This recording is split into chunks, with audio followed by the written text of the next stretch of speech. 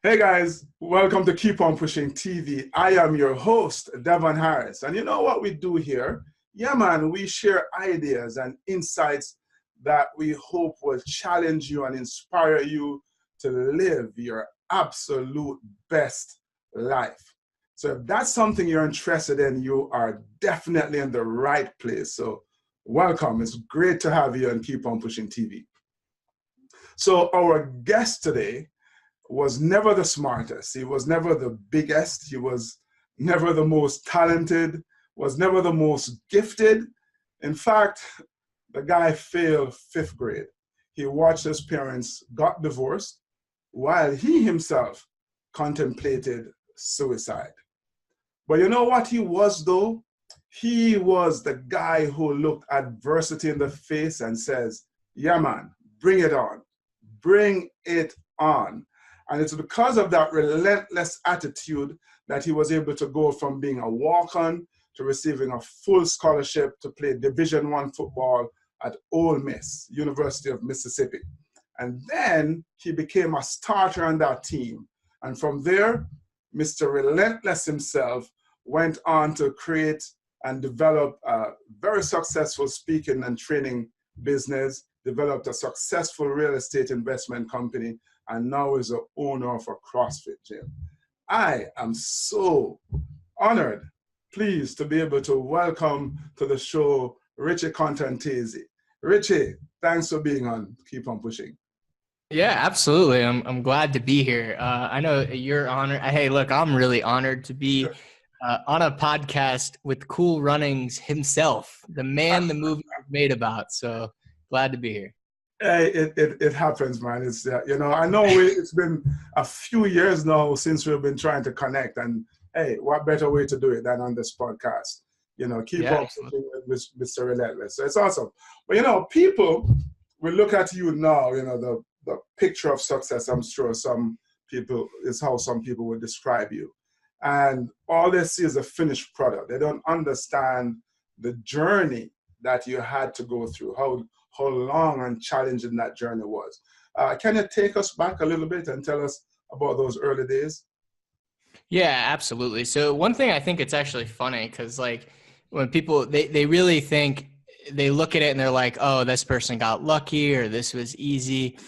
People will always be jealous of what you have, right? But they'll never be jealous of what you had to do to get it. Yeah, that's true. So, when you look at somebody and you say, hey, they're getting it, but that person, like with that relentless mindset, they might say, hey, that person might say, hey, you look like you're successful, you're doing it. But if you have that relentless mindset, you don't ever feel like you're successful. You're always like, what's next? What's the next adventure? But yeah, to take you back a little bit. You did a great job of kind of sharing the backstory, but started out fifth grade. My dream was to play college football. Stopped growing at 5'7", 150 pounds. So right. Sounds like trying to push a bobsled uphill to me, but go ahead.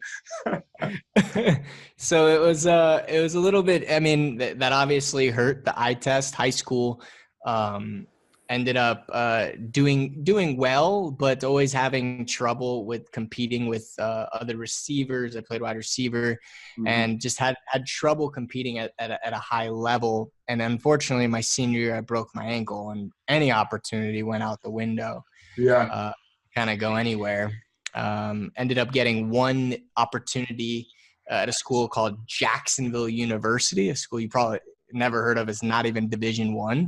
Had no scholarships. Ended up getting cut from that team after my freshman season. A new coach came in, and I kind of sat at a crossroads there. And actually, when I broke my arm when I was 12 years old, I met a trainer by the name of Kyle Strongen. And I had continued to kind of build this relationship. He saw this kind of relentless attitude, this guy that didn't quit and didn't care what other people thought, zero fear of failure.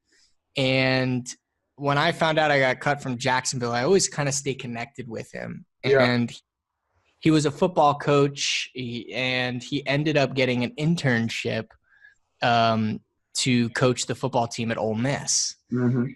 I called him up and said, hey, man, can I get into Ole Miss? Can I play at Ole Miss, right? So, Richard, before you get into that story, how did the love of football, that desire to play college football, started? Oh man, when I was a kid, me and my best friend, we used to just go outside, and we always had the football. Like obviously we didn't we're in the neighborhood. We didn't really have a lot of like Nintendos and all this stuff. Mhm. So all we had was a football. And so we just like literally for hours and hours would play football. And if we weren't playing football, we were watching football. And so it's just kind of like how, it was Just kind of grew into it. yeah, it was like all that was really there. And we just competed and we just loved it. So that's kind of how it got started. Interesting. So you stopped growing. You're 5'7", you said? 150. Yeah.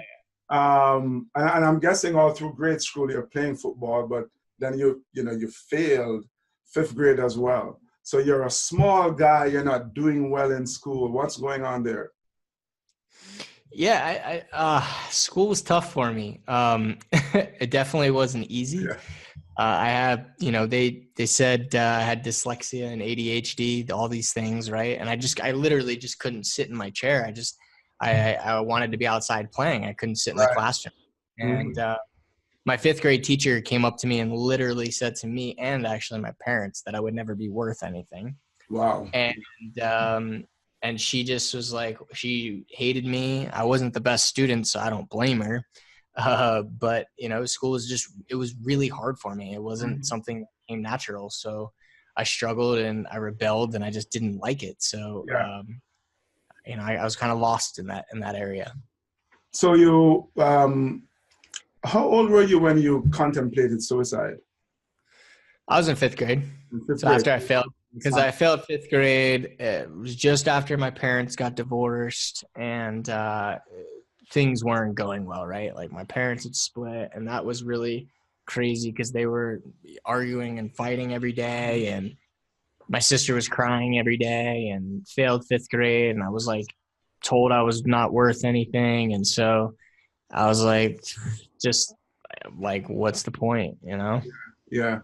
And it's for those people who have struggled with depression and even contemplated suicide. Fortunately, I've never been there, so I can't speak as an expert from this. But it obviously is a dark time in someone's life.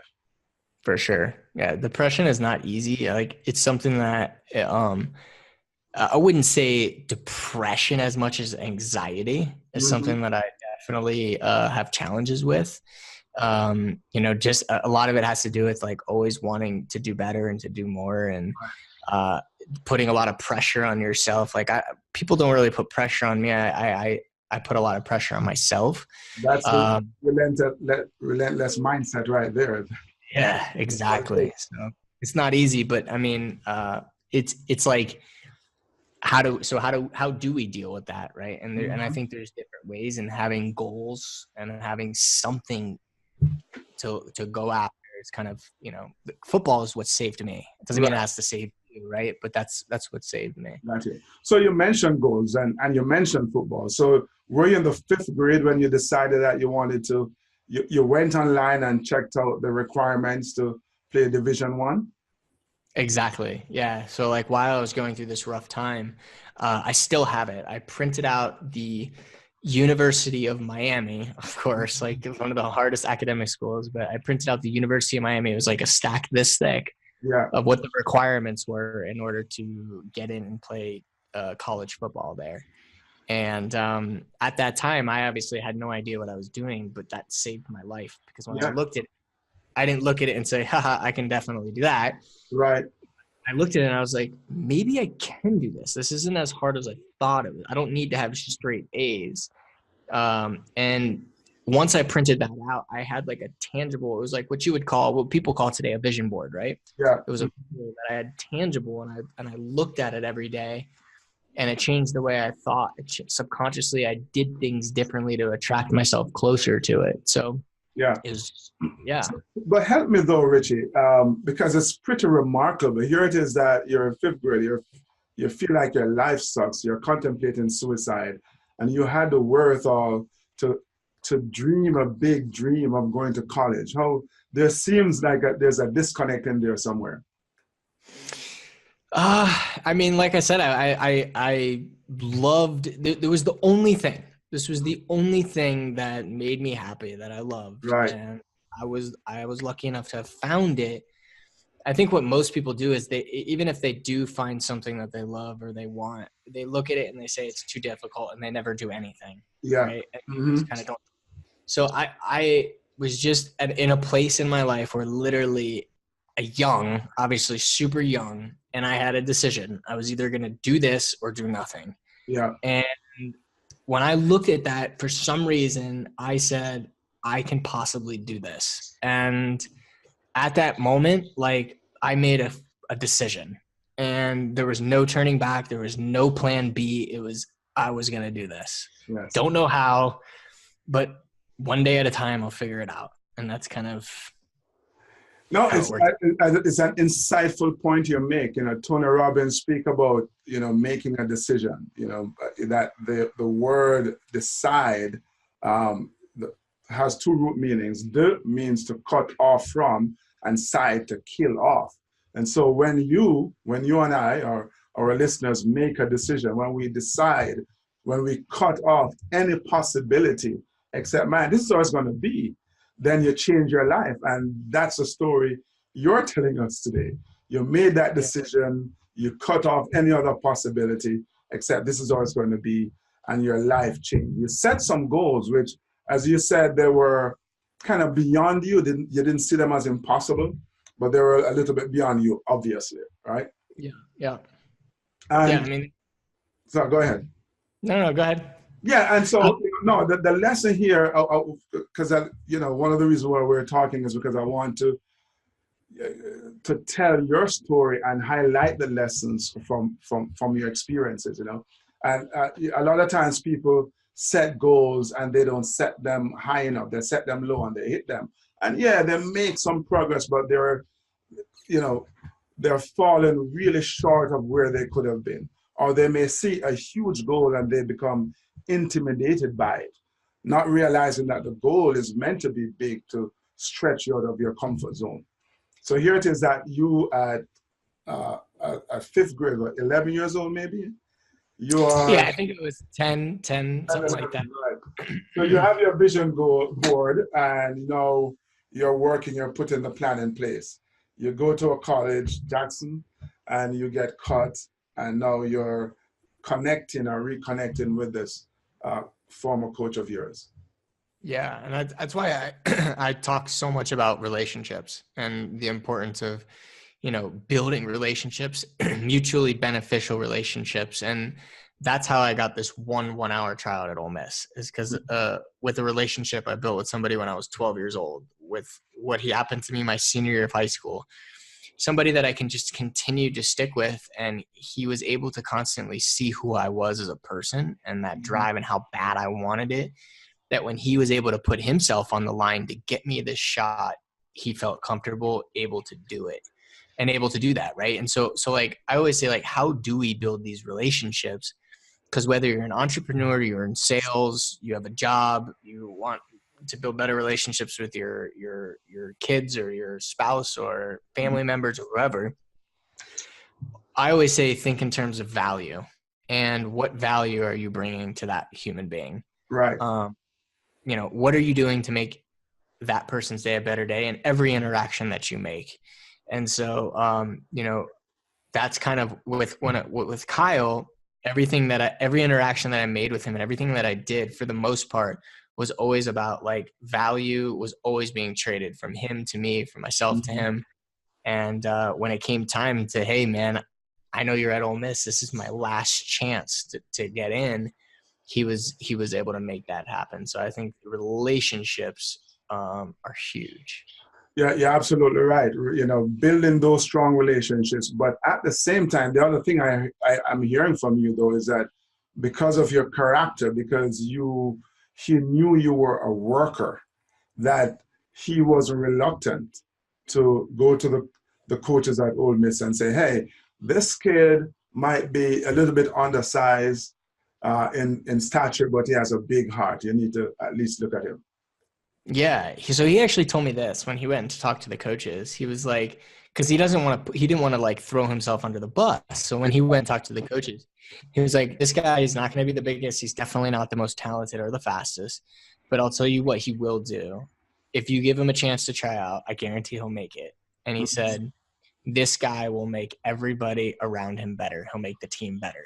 Mm-hmm. And that's why they gave me a chance. Not because how great I am and all of this other stuff, right? How big I am, how talented. It's your body of work leading up to that point. So you get a 1 hour trial.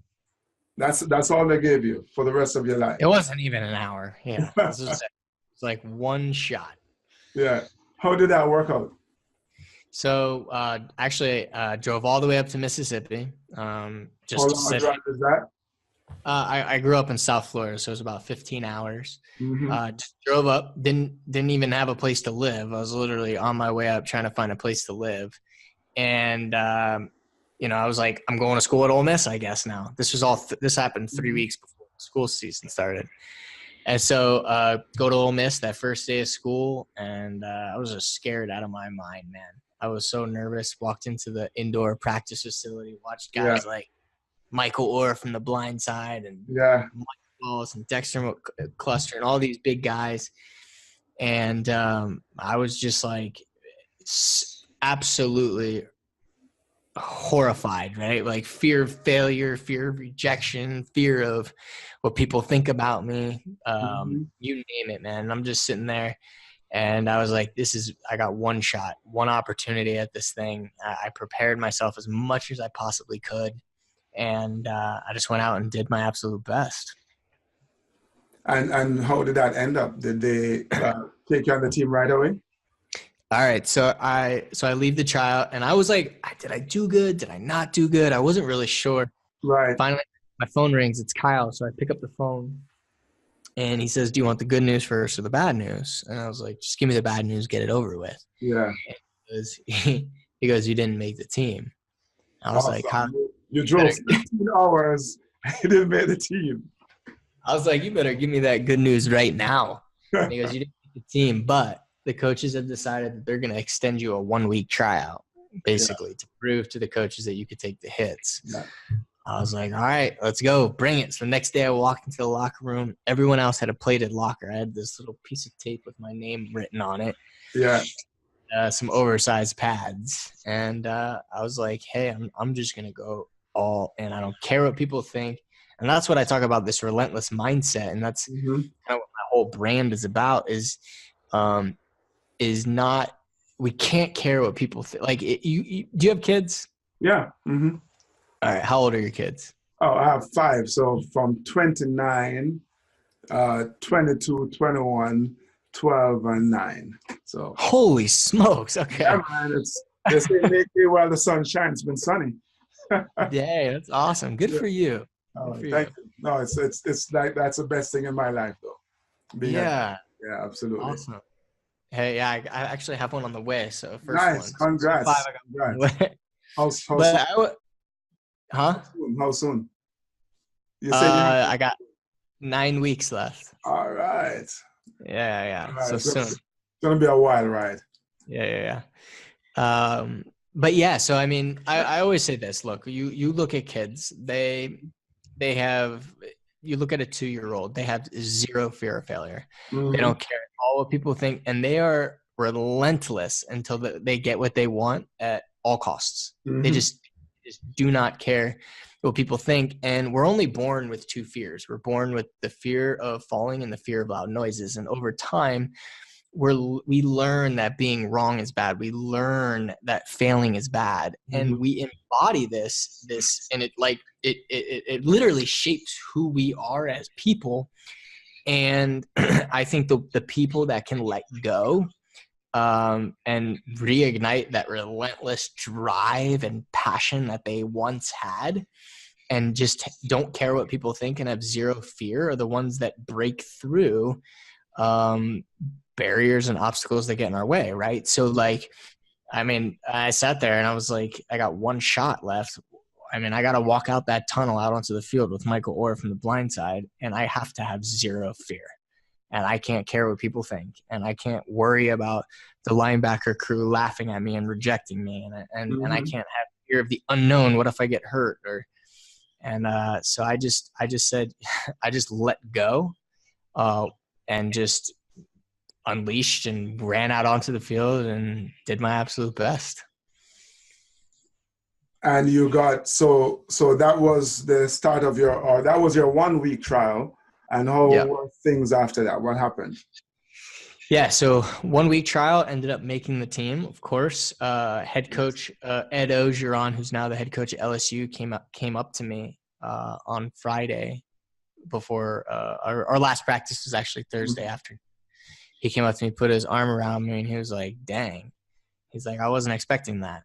And I literally just would find the biggest guy and run full speed and try to hit him. And just like, in all the drills, I was just like, I just wanted to prove I had to prove myself. And so that whole year built this whole reputation. End of the season, head coach gets fired. Ed Ogeron gets fired. Right. And so I come back, new head coach, and I had to do exactly what I did the first year all over again. And then the second year, because I was a small guy, I was a walk-on. I was right back on the practice squad again. And going into my senior year, it was like, this is it. You know, I got one shot left. And I spent that whole summer in the head coach's office trying to find out what I can do. I was in the weight room every day, in the film room every day, on the field working on my craft every day, man. And doing all of this, even though I wanted to quit every day, I was like, there's no way I'm going to play. There's no way this is going to work out. And that's, if I could stick a pin there, talk to me a little bit about that, because, you know, what I'm hearing is a guy is hungry, a guy's working really hard and just can't seem to catch a break. It's like there's just, you get over the hump and then there's another obstacle in the way. So when that happens to us in our lives and you feel like, man, you know, I can't catch a break, I feel like throwing in the towel, what are you saying to yourself? And what should our listeners or viewers be saying to themselves during those times? Yeah, so it's like one of those things where I'd walk out onto the field and I'd be holding my helmet, right? And I'd be saying to myself, like, you're not good enough to be out here. You're not talented to be out here. You're not big enough. And it was like, and this is what I call, you know, I used to call it a delusional mindset, but now I call it a relentless mindset. And that's like, I don't know, man, Devon. I don't really know why or how this is going to work out in the end, but I just trust that it will. Like it sucked, man. Like there were some practices. I didn't want to go to practice that day. There was some, I just didn't want it. And but at the end of the day, I got up and I went anyways. I didn't know why. It was like this delusional, relentless mindset that said, hey, Richie, I don't care how you feel or what you think's going to happen. Just stick it out and see what, and I just felt like it would work out. I didn't know how, who was going to quit or what was going to happen, but I was going to get my shot. Like I just so you made two really important points, Richie. You know, so this people see athletes, whether they're pro athletes or the Olympics or whatnot, and think they're just having the best life ever. They're doing something that they absolutely love, and they don't know that there are days when you just do not want to go to practice, right? But you make yourself do it anyway because you recognize and you know what the end goal is. And you know, in our lives, you know, maybe it's a sales guy who just doesn't want to make that one call, whether to pick the phone up or go knock on the door or whatever it is. But if you're keeping the end in mind, you're going to get up just like that athlete does. But you use the word delusional. And would you believe, apart from keep on pushing, every interview that I've done on this program, the word delusional comes up. And there seems to be something about that, right? Because I think, you know, when you set up, you know, a big, ridiculous goal, you have to be delusional to think you can accomplish it, because there's nothing in your past and there's certainly nothing in your present that may suggest that it's possible, except what's going on up here. You know, especially if you're 5'7" and you're trying to play Division I football against Michael Orr, right? And so I think the delusion gives rise to the relentless, or is it the other way around? I'm not sure. It's a chicken or egg kind of situation here, but yeah. I like called it a delusional mindset because like I really didn't know, I couldn't put a name to it. Yeah. And then like as I started thinking and I started understanding more about this, like what really embodies a relentless human being and why Tom Brady exists. Why does Michael Jordan and Kobe and Dwayne Wade and Steve Jobs and like how are these people able to achieve these levels of success, but then continue to do it over and over again? Mm-hmm. And like and that's how I found Relentless. And I think delusional, it's a word because it's like, we're like, I don't know. I don't understand why. It's just the way that we felt, right? Yeah. You know, and I look at that too. And I often, I remember I used to say to people, I may be delusional, but I think I'm going to make it to the Olympics. I want to go to the Olympics. I may be delusional, but I think I have the ability to win a medal, right? Okay, I didn't win a medal, but I thought it. And more than that, I believed it. I felt that it was possible. And I think to achieve these goals, to get from wherever it is any of us are starting from, because we all start from different places, but we all have the ability and we all dream about, you know, grander, so to speak. Yeah, you have to be delusional to be relentless or to keep on pushing. So, for sure. So you go through all that, and it's your senior year, and what's going down there? So senior year, I had been practicing on special teams all summer, just trying to do whatever I could to find a spot. And finally, I got a spot on special teams. You know, I spent 3 years on Thursday after practice running to the board where they post the dress list for the game, and never done it. Like, and I was like, if I can just get a spot on special teams, I can get on that list. Right. That was my goal, is to be able to travel and go to the games and be on the sidelines. Because when I say travel, that's home games too in college. You travel, home games. Right. And so finally I got that spot on special teams. And during the season, or during the camp before the season, there's some things that I did really well and some recruits that just didn't. And so I started earning a spot outside of special teams, and one thing led to another. And and so the final scrimmage before camp, I was warming up and I get a tap on my shoulder and I turn around and it was the head coach. And he said to me, Richie, you've given me no choice. You're now on scholarship. Congratulations. And that's when I found out. Right. What did that moment feel like?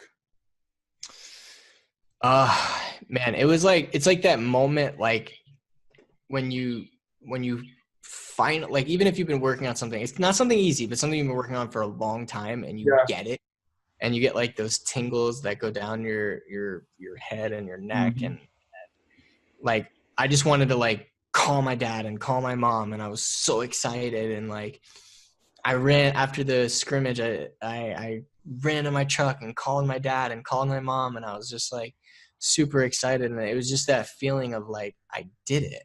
You know what I mean? Like, you look back and I thought about that Miami packet, and I was like, it actually happened. Like, it did. Yeah.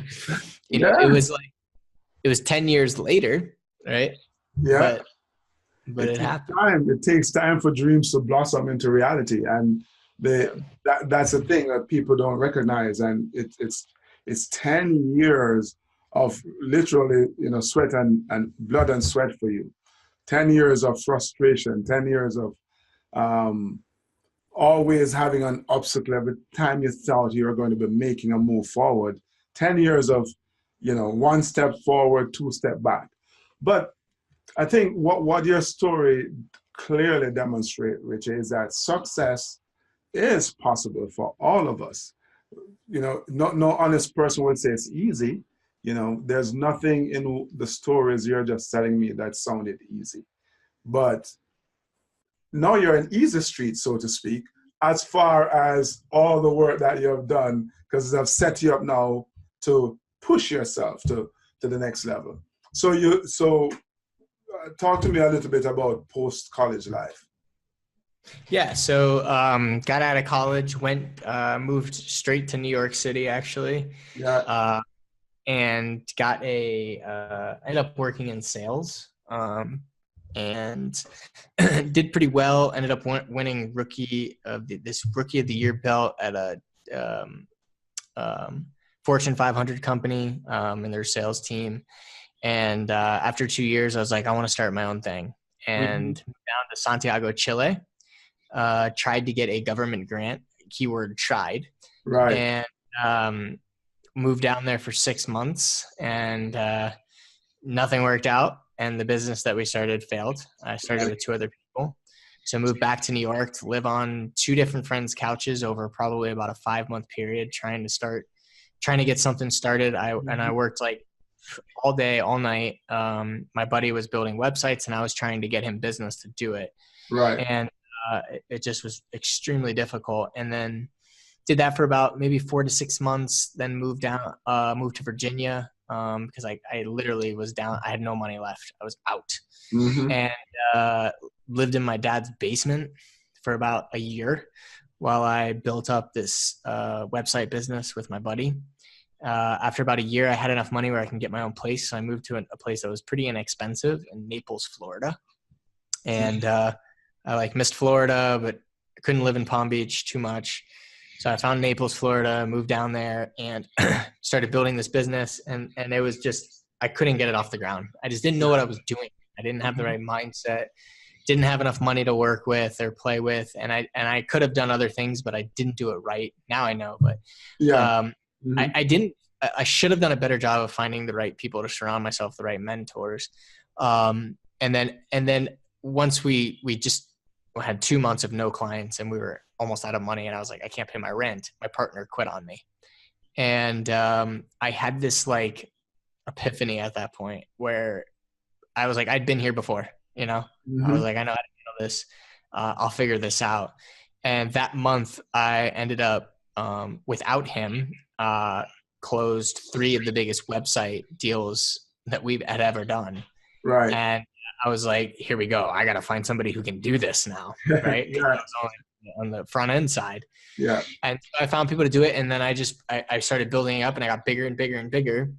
So I moved back to New York and got to New York, and I had already started writing my book a while back, and the book started coming out, and I started telling people and sharing people, and when I started getting out there and it hit #1 on Amazon, people started requesting me to come out and speak. And so I started out speaking at middle schools and high schools. And then one thing led to another. And the teachers were like, hey, like, we really love your message and what you're sharing. We needed to hear that. So I was like, oh, okay. And so then I started doing corporate events, and then that built out. And now I'm really focused on corporate events, doing sales teams, or I'll do conferences with entrepreneurs. And it's the same thing, man. What I learned in football is the same thing I learned in speaking. Right. I learned in speaking, I started investing in real estate, and it's the same thing. We've hit rock bottom. We figured it out. We overcame. It's the same thing with the gym. We had issues, problems. I'm building out a brand new location. I have a great team. And now our next step is to start franchising it. So it's like, it's the same concepts. It's just at the end of the day, there's times when I was going through the gym where I was like, I just want to be done. I want to sell it. I want to be done. I don't want to think about it anymore. This is too scary, too fearful, too much, I'm going to lose too much money. And at the end of the day, I just woke up and I was like, I'm just going to do a little bit more. Right. I want to be done with it. I'll just do a little bit more. Yeah. So it sounds to me, and I think the pattern that's common to every successful person, right?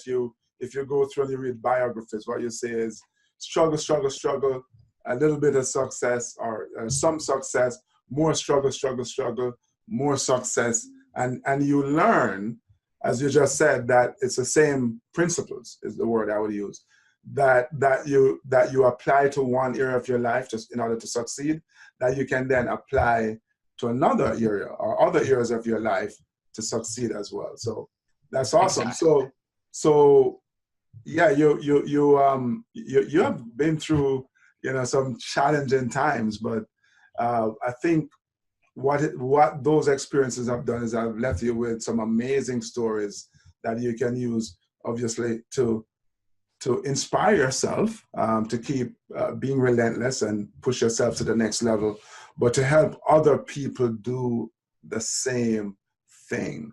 Because I'm sure you've had this experience where you look at someone and you go, wow, if they can do it, then I can do it. Have you? 100%. Yeah. And I think what's great about your story is that someone will look at you and go, wow, you know what? If a 5'7" guy can play Division I football on a scholarship, I can do this too. It's not so hard, So I appreciate your time, and I appreciate you hanging out with us. So now you're working primarily with entrepreneurs, sales teams, to teach them the relentless mindset. Exactly. Yeah. So mainly focusing with working with corporations and coming in and working with their sales teams when they usually will have sales kickoffs or sales events, and they'll bring me in to speak, and I kind of help them with the tools and relentless mindset needed to get to that next level. Right. So we'll do conferences where they'll have a lot of entrepreneurs or a lot of salespeople. And again, we'll come in and do keynotes and stuff like that for them. So tell us then, tell our listeners where they can find you if they want to, be inspired with this relentless mindset. Absolutely. Easiest website, ready? Relentlessrichie.com. Relentlessrichie.com. That is easy. I thought mine was easy, but yours is easier. RICHIE, Relentless Richie. Yes. So folks, relentlessrichie.com. It's an amazing story, as you can hear. And Richie is passionate. He's engaging. He is powerful. He's really everything you're looking for in a speaker. An amazing story and an uncanny ability to tell that story. Relentless Richie mindset. Sorry, relentlessrichie.com. Yes. Relentlessrichie.com. Check him out. Relentless Richie, I am appreciative. Thank you so much for sharing your relentless mindset on Keep On Pushing. We wish you all the success, man. Keep on being relentless. Awesome. Thank you. It was really a pleasure being here, and I wish all of your viewers a lot of success as well. So thank you. Yeah, thank you. Keep on pushing, Richie. Yes.